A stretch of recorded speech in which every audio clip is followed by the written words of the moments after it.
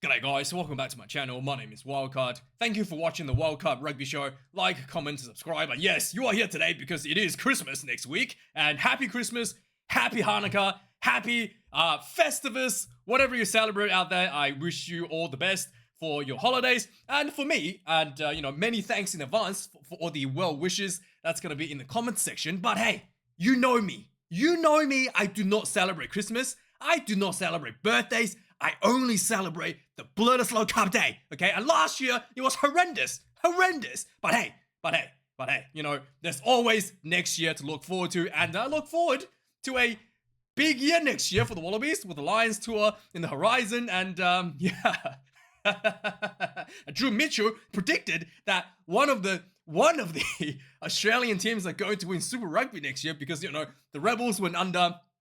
And a lot of the players has been conglomerated into the remaining 4 teams. So everybody's been bolstered, and Drew Mitchell has promised me a Super Rugby trophy for one of the teams. Probably the Waratahs, to be honest. But hey, I look forward to that. And yes, so with that being said, I really need a haircut. It's getting a bit too loose. See what I did there? So too loose. The Champions Cup on the way 2 weeks already, second week. And Toulouse. I really like this title here because he says Toulouse and Anton Dupont. Like Dupont is a team by himself, right? Toulouse and Anton Dupont crush Exeter Chief in the Champions Cup. And it is quite interesting because maybe he is a player of the year, but he is quite extraordinary. He did pretty much the same thing last year. Absolutely dominated the competition in the French top 14, and continued to rise to the occasion for his team. 64 points to 21. So let's have a look at all the results from the second round of the Champions Cup. So Bristol Bears 12 to 35, losing to Leinster. South Sharks 29 points to 7 to Racing 92. With I'm pretty sure Finn Russell was at Racing and then he moved to the Sharks. And this is a pretty big win for them. Castro beat Munster by 2 points, 16 points to 14. The South Africans has a pretty bad run the second round. Lost all across the board. Vodacom Bulls at home, losing to the English Premiership champions, Northampton Saints, 21 points to 30. Ulster Rugby 19 to 40 to the Bordeaux Bagels.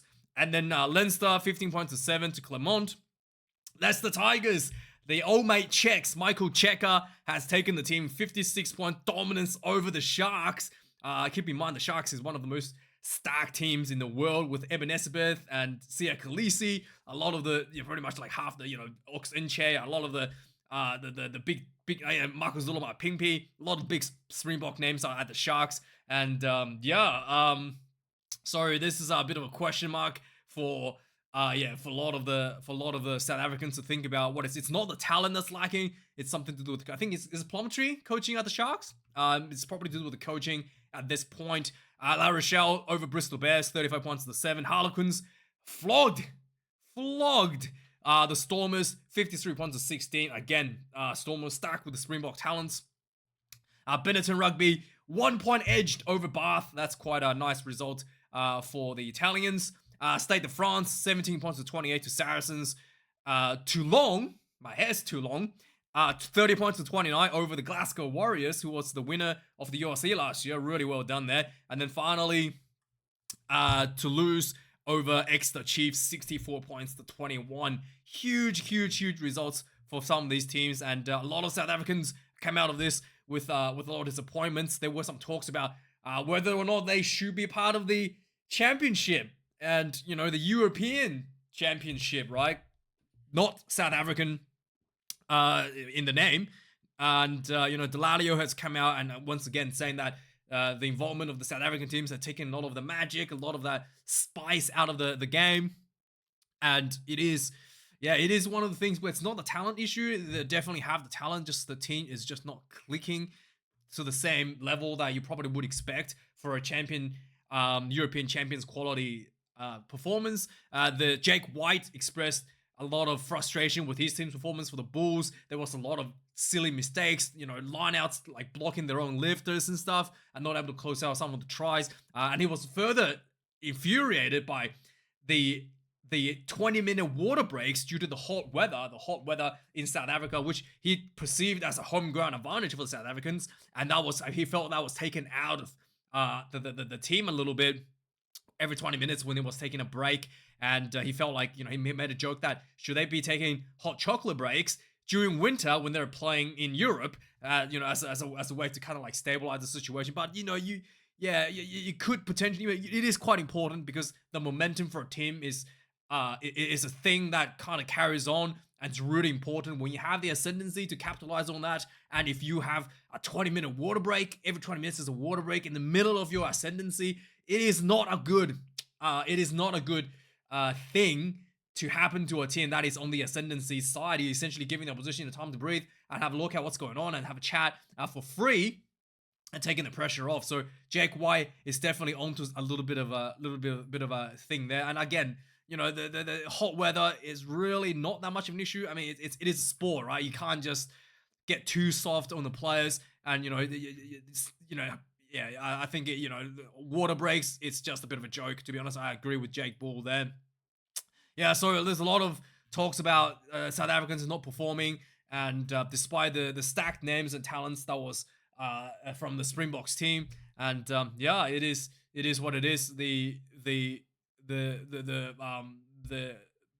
Champions Cup is another step up, and the traveling, I don't know. Let me know your thoughts on what is happening. Why the South African team's not performing.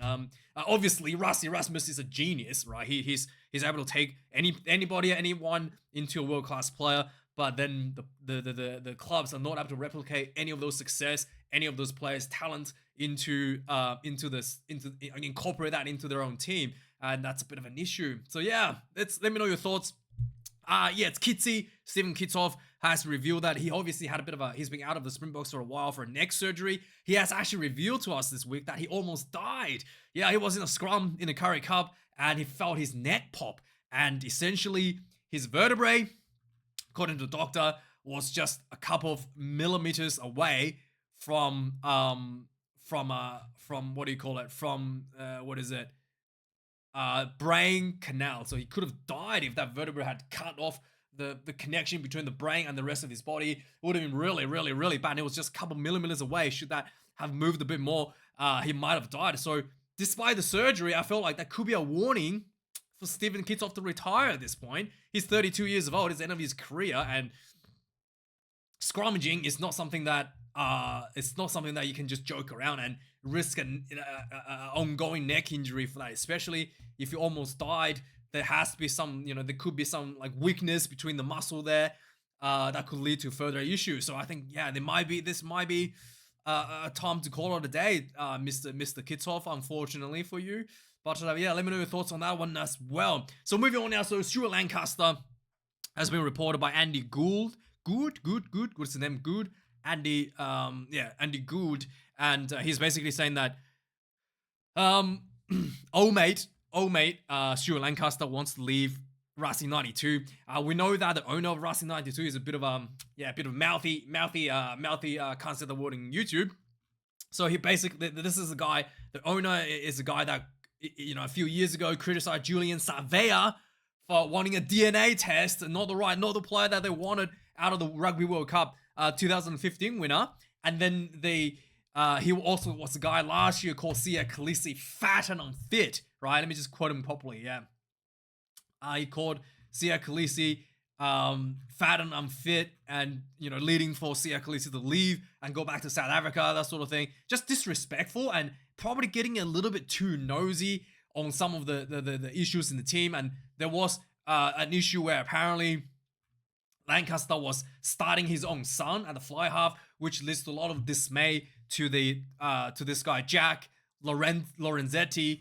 He's the owner, so essentially, it's a little bit of if you're a coach or if you're a player and you have someone that's not part of the team mouthing off about your players, mouthing off about your selections, whether you can, whether you like it or not. It's still the coach's decision, and to put the player on, and you can't just undermine the coach's decision because you are sowing sowing, division between the players and the coach as a result. So yeah, I think this owner, Jackie Lorenzetti, is probably more of an issue than Stuart Lancaster. And also at Leinster, the head coach left. So old mate here is looking to go back to Leinster to potentially become the head coach there once again. So yeah, that's a bit interesting there. And furthermore, in England rugby, the government has warned the Premiership that they are some more clubs teetering on the edge of financial collapse. We saw the Wasps, the Warriors, and what is it? The Warriors and what is it? The Wasps, the Warriors, and the London Irish all went down last year due to the COVID loan that was issued to them during the pandemic. They couldn't repay it, and all of these clubs went down. And as a result, the government still lost money, couldn't recoup all of their money that was lent out to these clubs. And they're talking about there potentially some more clubs in teetering the edge. And this is on the back end of the RFU chairman, RFU CEO Bill Sweeney taking home over £300,000 of bonus that was supposed to be owed to him from the COVID period.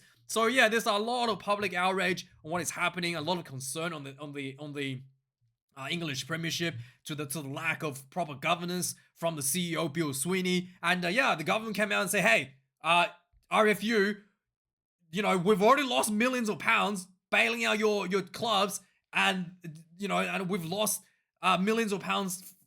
We cannot recover because these clubs went under, and there are some clubs that are looking a bit shaky again. So what is going on? And really have to start pulling yourselves together. So there's a bit of a warning come out of the government, British government, to the RFU there once again. So yeah, more problems out of the RFU. We know that Felix Jones has left the team. There is currently no idea where he's actually gonna go to. He's a guy that kind of won 2 back-to-back Rugby World Cup under Rassie Erasmus, and he went to England after 9 months. He couldn't handle it anymore. He wanted to be out. So apparently he was actually contracted to work behind the scenes in the last few months, leading into the termination. That just happened last week, and that he was basically supposedly working as an analyst, but he just didn't do any work. They just because he just didn't have had enough, essentially. So he was just like, I'm supposed to work, but he didn't actually do any work. And he's just and finally the RFU is like, okay, that's good enough to go. And it's looking like, as well, he's looking at a potential place at Munster. I think Lancaster wants to go to Munster as well, right? But anyway, so he was just, no one knows exactly why, but he's decided he wanted to be out of the England rugby setup, and he's being basically, despite he had like a cool off period where he had not able to go anywhere, and he's supposed to be working, but he just didn't work. Essentially, he had enough. So yeah, interesting stuff out there from the England rugby there. Speaking of England rugby, the hair puller Johnny Hill is set to return for the Sharks. He had pretty much a year off due to an injury. He's going to be back at pulling hair in no time. And furthermore, England rugby, there's going to be a uncapped warm-up match next year coming up before the July tour against the France 15 team. So the French B team will be playing against England before they go out on the July test as a bit of a warm-up. And I guess it's going to be the Lions tour, so England will not be having all the strongest players anyway. So they're just going to be kind of like polished up with whatever is left over for them to build towards the future, essentially. So Marcus Smith, the most important player in England rugby right now, has extended his contract with the Harlequins for another 3-year deal. He's going to be signed there till 2028. And it's good news for a lot of the fans there for him. So Handré Pollard is looking at moving out of the Leicester Tigers. There is some talk that he was going to go to Grenoble, or that is most likely to go to Leicester. So, wait. Move to Leicester, from Leicester to Leicester. I thought it said Leinster. So he might stay. So apparently he might stay. So what does it mean? This doesn't make any sense. So negotiating a contract extension. Oh yeah, so they got it wrong. So they're negotiating a contract extension with Leicester. With Grenoble move remains a possibility. So they got the two clubs switched around. So now the question comes down to who is Michael Cheika going to bring in at the 10th. So the current head runner is a Osprey player, Davies. What's his name? Sam Davies potentially be brought in on the short list, but I felt like maybe Michael Cheika might look at an Aussie player to bring over, maybe probably another Waratahs player, maybe Tane Edmund, or maybe Harris. There's a couple of young guys there that Michael Cheika might look at poaching over potentially, because yeah, but yeah, 100 will be a pretty big loss for Czechs, for the Tigers there. Next up, Xander Ferguson has signed with Glasgow for a multi-year deal, 2 years most likely. He's staying at Glasgow Warriors.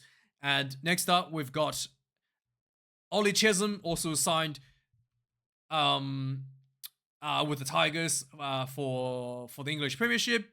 Alex Dombron decided to stay with Harlequins for another couple of years there as well, and with a pretty good performance on the weekend, backing it up. Finn Baxter decided to sign with Harlequins as well to 2020. Yeah, pretty long contract. Same with Marcus Smith there.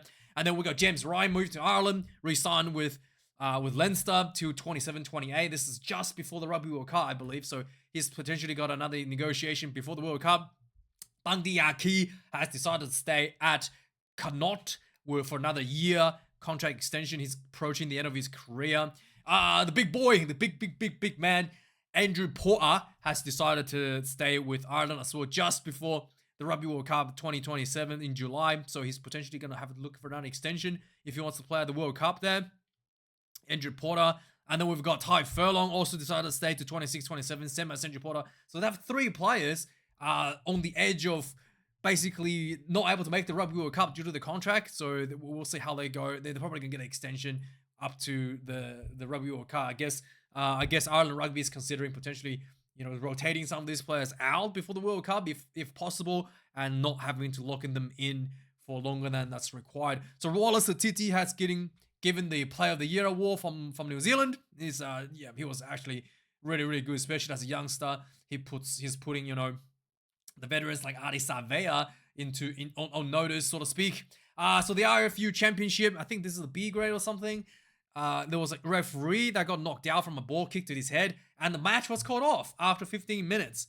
So yeah, it was no contest because this happened too early in the game. So if this had happened in the second half, they would have just the team that was leading would have won the game, I think.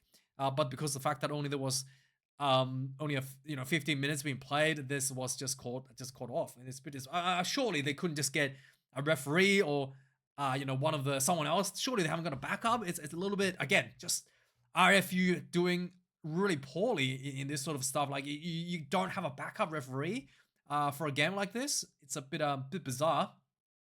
So yeah, just want to touch on the Leinster. So Jordie Barrett played his second week for Leinster again and scored another try. Last week he came off as the bomb squad, scoring a try off the bench. And this week he started at 15.